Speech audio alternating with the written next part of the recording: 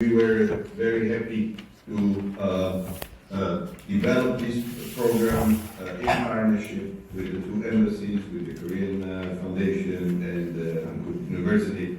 So it's really sad that I'm not there in person with you today.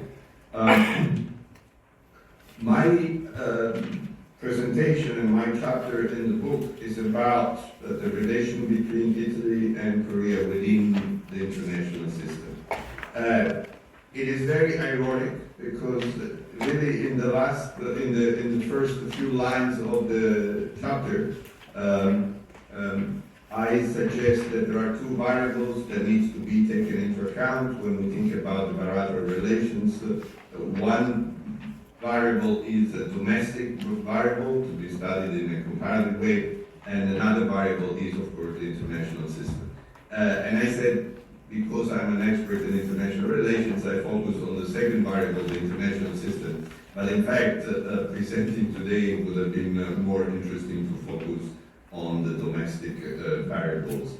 But you see, I mean, this is the irony. Anyway, the paper and the chapter tries to understand and make a foresight exercise on the relationship between Italy and Korea, looking at the international order. Italy and Korea are two countries with a significant role in the international system, but definitely not prominent countries, not leaders in the international system.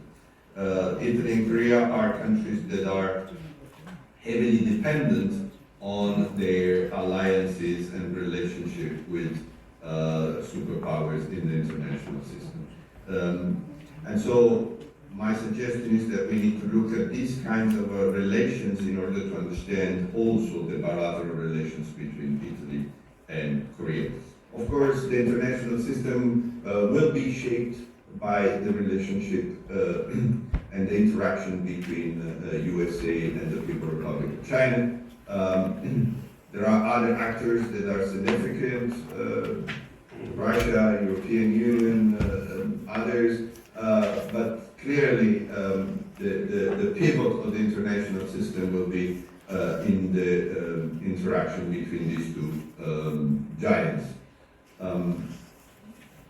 The US, the trend for the US, it's controversial.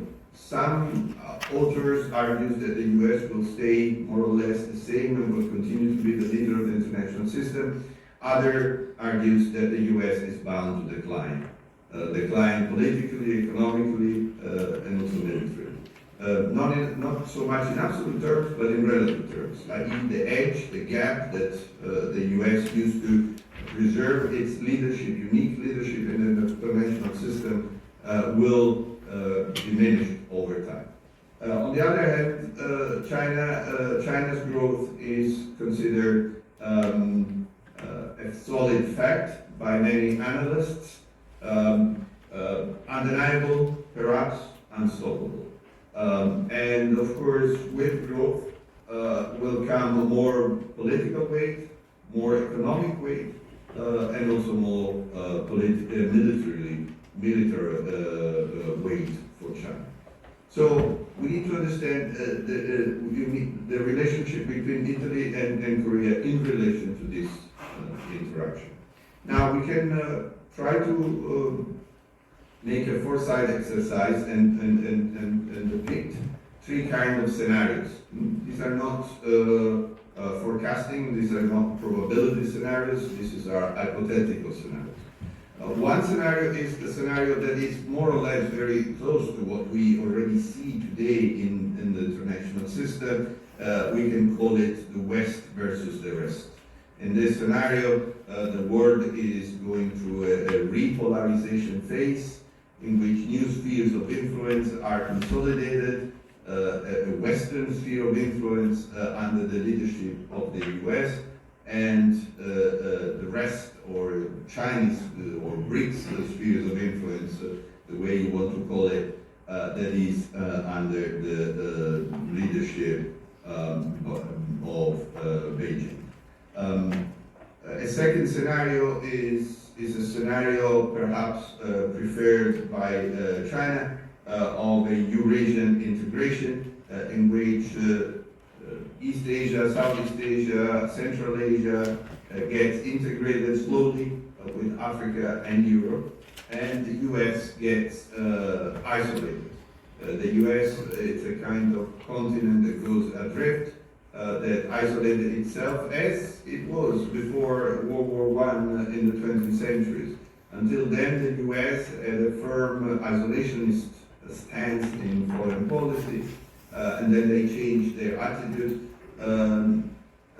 One hypothesis is that this is a possible future for the US, a US that gets into an economic decline, political instability, ethnic images and divisions, perhaps even territorial fragmentation, looking at California or Florida. And under these circumstances, it is reasonable to expect that the US could disentangle from global affairs to a certain point, and so get less interest in what is going on in the large Eurasian masses. A third scenario is a scenario instead in which the US consolidates its transatlantic bond with Europe. They managed to reintegrate into Europe a post-Putin Russia, and they managed to split somehow, to do exactly what they did with the Sino-Soviet split in the 70s, the other way around. In this case, the West will be able to re-pull Russia into the West, a post-Putin Russia, and this way isolating China that would remain just a regional power without much space for a global ambition. Now, in these three scenarios, Italy and Korea would play different roles. In the first scenario, Korea will be at the forefront of the tension between the US and China. It would be a country under pressure from one side or the other to open and integrate economically or politically and militarily with one or the other. Italy will be a bit marginal because, of course, the center will be here in Asia. However, Italy would be an important entry door for Korea into the European space and the transatlantic space. Of course, the main entry door is Washington. But if we look at the European side, Italy could be an important partner for Korea in this scenario. In the second scenario, in which let's say the Eurasian integration, Italy would remain very marginal because the center would be here. Korea would be under pressure to integrate more with China, and perhaps the relationship between Italy and Korea would relatively diminish because of the marginality of Europe in this scenario. And finally, in the last, very last scenario, in which Russia is reintegrated into the West, in this scenario, again, Italy and Korea could relaunch their partnership, strategic partnership, and develop more cooperation in economic, political, even perhaps in military terms, with perhaps also an opening toward special gatherings like the G7. So, I mean, these are just three sketches, really, in the paper. Of course, I go deeper, so I invite you to have a look at the paper. I don't want to take too much time, but my suggestion was really to complement the other chapters of this research of the book, that we also need to take into account the wider international order variables in order to understand and trying to foresight how the bilateral relation between Italy and Korea will develop in the next decade. Of course, this book was looking backward, mostly backward, and at the moment looking at the 140 years of interaction, but we thought that it was good also to try to project the analysis a bit in the future in order to understand the possible developments of the bilateral relations. With this, I thank you very much, and I think I stop here. Thank you.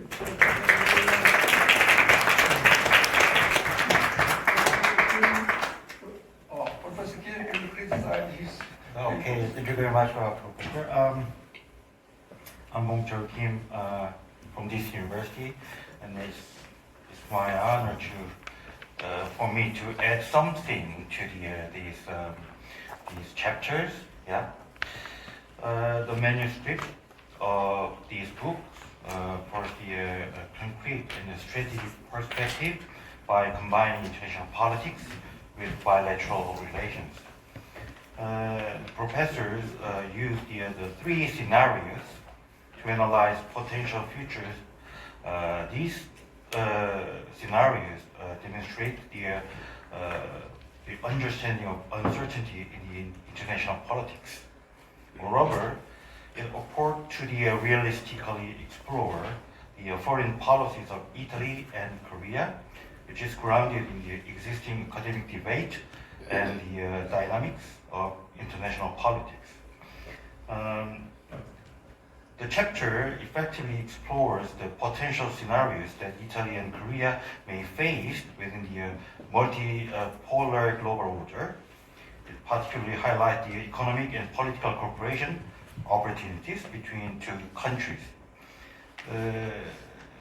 This chapter shed the valuable light on the complexities of their bilateral relations in the context of the shifting global dynamics.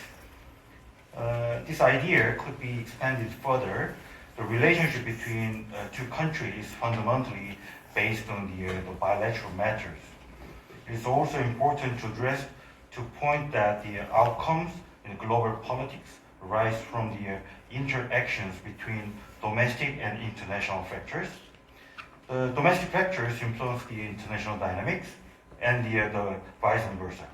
So what are the unique elements within the Italy and Korea relationship that merit significant attention? In addition to the professor's views expressed in this chapter, it would be possible to derive specific policy directions for the further advancing the relationship between the two countries in the future.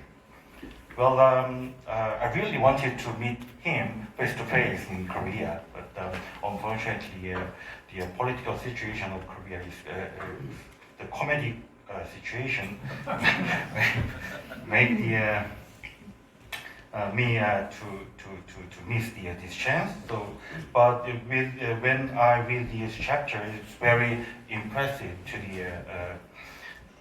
for the views of the two countries' relationship. So